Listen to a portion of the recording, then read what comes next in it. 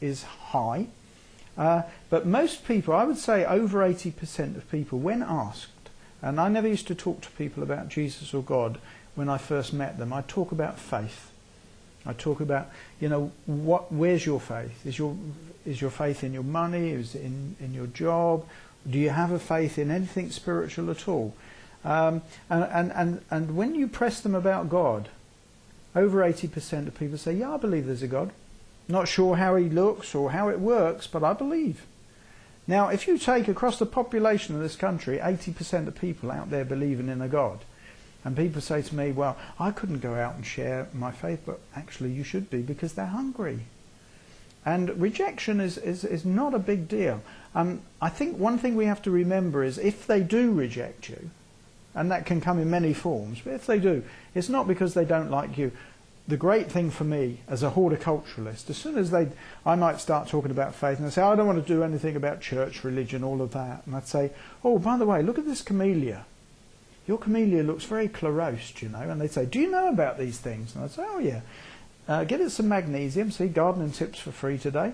Give it some magnesium, a bit of tomato feed in the spring, and it'll come good. You really know. Would you like to come in?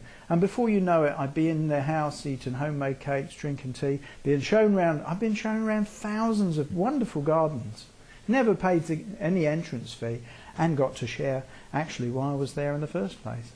So that was a great thing for me. That they're not rejecting you, they're rejecting the gospel. And we know as soon as you shine the light into the dark, anything that's in the dark is going to squint and repel.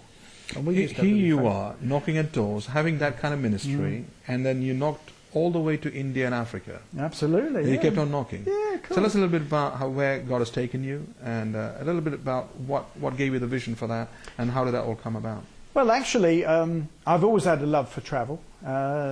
Because my dad was in the army, I think I was about 2.5, 3, when we found myself living in Benghazi in North Africa. So I've always had a love for especially Africa. Africa's always had a place in my heart. But Avril and I, when we got married, we decided, I said, well, we're going to have a honeymoon anyway, so let's get married in Kenya. And so we flew out to Mombasa and we got married there. And I can honestly say, whether she'd agree with me, and she's probably watching, so whether she'd agree with me, but the power of that trip was actually the evangelism and sharing the gospel on the beach in Mombasa. The wedding was very special, but it was the importance, and actually opening the suitcase with all the John's Gospels and taking them out was the thrill for both of us. And we've been back, I think, 3 times since. Got some lovely, great friends out there. Still hear from them on email, etc. And so there's always been a love for Africa. And the joy for me has always been in Africa and in India. The fact is you could go out on the street and share the gospel, and they're hungry to hear. Where in England it's a lot harder. So that was always a call to kind of go and do that stuff. So we got married out there, and as I say, we've been back. And then I think we've spent probably 6 or 7 years now working with some of the Indian community from Eastbourne and Polegate and Uckfield. We now call them the Rainbow Christian Fellowship. And through my contacts with them, I just went really to share about my door-to-door work, and have been involved ever since with them. And we meet once a month in somebody's house, and we have a great praise time.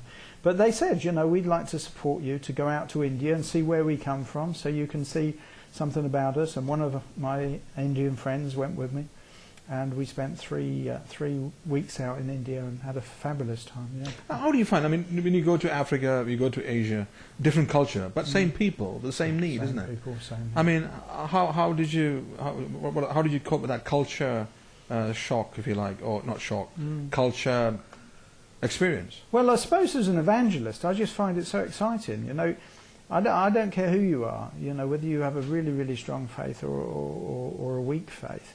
When somebody wants to know what it is that makes you tick, all of us love that, you know. There is something in there that's very special. And so the culture wasn't a big issue for me.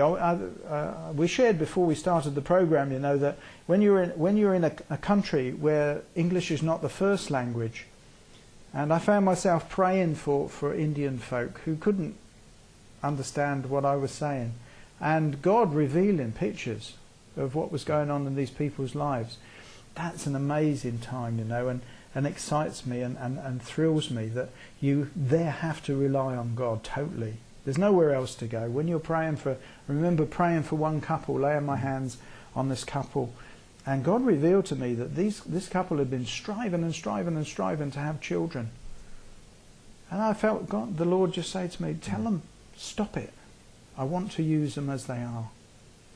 And so I said through the interpreter, I believed, can you just tell this couple, don't worry about the children, he wants to use you. And they danced. They were excited and thrilled. And that had to only come through revelation, you know. Well, it's I mean, we're talking about you and talking about what God is doing, and we're exploring various avenues here. But it's good to just have a look at, we introduced you as evangelist pastor. Yeah. Now you've just become you've been doing this home evangelism thing, and then now you've been given a pastorate. Is that kind of locking you up a bit, or is it? Do you feel a bit caged up? I don't feel caged up. No, frustrated is a good word. But it would be good to share, I think, actually how it happened, because it always makes me laugh. And to be honest, one of the things that I never wanted, when I became a Christian, one of the things I never wanted was to be a pastor of a church. And as an evangelist, I was a bit of a problem to many pastors. You know, I always saw myself as the grit in the oyster, but I don't think they saw it that way. And so I'd kind of used to get very frustrated and had the great pleasure of going in preaching on a Sunday and then walking away and allowing the pastor to pick up the bits on a Monday, you know. And so pastoring wasn't big. Although I always felt I had a pastoral heart, and that's a kind of different thing. Many people used to say to me, you have a pastoral heart, but being a pastor I wasn't sure about. And I remember back in March last year, and I had a phone call from a friend of mine who said, look, there's this little church, he says, tiny little church in Forest Row, and I didn't even know where it was. He said they've got no pastor, and we're desperately looking for some people to go and preach there, you know. And he said, are you busy in August? So obviously you go through your diary, and August is looking a bit sparse. And I said, well, give us a Sunday then. So I said, okay, and I wrote it in. And like it was yesterday, I remember 3 weeks before I was due to go and preach at this place in Forest Row. Some weeks before, I'd had the pleasure of leading this lovely lady to the Lord in Lindfield, and she'd gone to a pastor and said, look, I want to be baptised. Now I've given my life, I want to be baptised, but she said the only condition is I want John to be here to help baptise me. And so Trevor phones me and says, I've got this lady who wants to be baptised. I said, yeah, great, I'm there. When is it? And it was on this Sunday. It was on the very Sunday that I was supposed to go to this Forest Row place. And I thought, well, I'm not really bothered about the church, Lord, sorry about that, but, I want to be at this baptism. And so I emailed out and phoned around all my Christian friends and saying, look, are you busy that Sunday? Fancy going to fill the pulpit? Nobody was interested, nothing. And I couldn't help think, well, is there something wrong with this church that they know and they're not telling me? And so I did everything I could not to go. But had to give in to the fact that actually I put it in the diary and I need to be faithful to these people. So I phoned Trevor and said, look, can you just apologise? And Caroline was fine about that, she got baptised. And so Avril and I, we go, and another part of this story is the fact that because we've been busy on the Saturday, Avril said, well, you go to that little church, you go and preach, and I have a Sunday roast ready for you when you get home. Now, my missus, when she puts her mind to something, that's it, that's where she's at, and only the Lord can change that. And 10 minutes before I went to go to Forest Row, she stopped hoovering and she said, I feel the Lord wants me to come with you. Can you give me 10 minutes to get ready? And I smiled and I waited and we went there. And of course it was in August when most of Forest Row's gone somewhere else. And we got there and there was like 15, 20 people in this little chapel. And I went there and preached about the fact that God had got a plan for them, and all of that sort of stuff. I preached around the